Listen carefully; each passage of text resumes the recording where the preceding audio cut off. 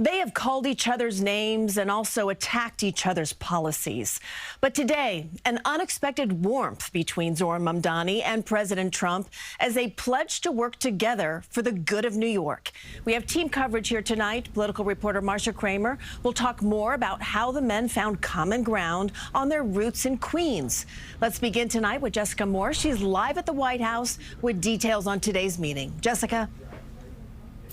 Well, Christine, the meeting highlighted two men with fundamentally different ideas and policies about how to govern people, but also two men with some similarities. They're both political renegades with messages that resonate with voters. I met with a man who's a very rational person.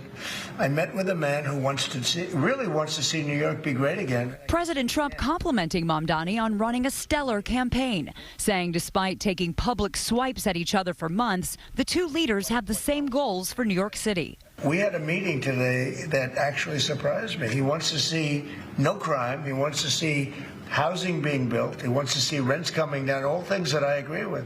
Now, we may disagree how we get there. President Trump walking back threats to pull federal funding from New York if Mamdani won, going so far as to promise to help him to succeed. I think if we didn't get along, whether it's cut off or just make it a little bit difficult. Mamdani and the president bonded over the issue that helped the future mayor win the election: affordability. Part of the message of our campaign was to take on a broken politics of the past, and I ran against a number of candidates who represented different versions of that past. And what we found time and again is that working people were left behind in the politics of our city. And what we're looking to do is put those people right back at the heart of our politics so that we don't have a situation where we're in the wealthiest city in the history of the world, and yet 1 in 5 can't even afford $2.90 for a Metro card. Some of his ideas really are the same ideas that I have.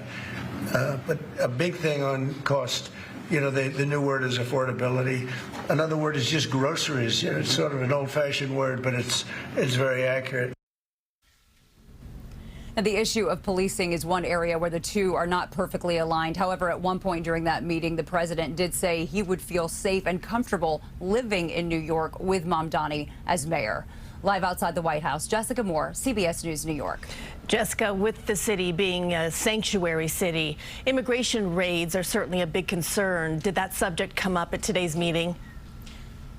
It did. And Christine, no promises were made about changes to any kind of enforcement tactics. However, the president did say after today's meeting he believes that he and Mamdani will be able to work together to find a solution that works for both sides. Christine? All right, Jessica Moore traveling to the White House for us to continue our coverage. Thank you, Jessica. And now political reporter Marcia Kramer joins me here in studio. Marcia, one of the things on display here tonight was the fact that both men have a connection to Queens. How did that play out?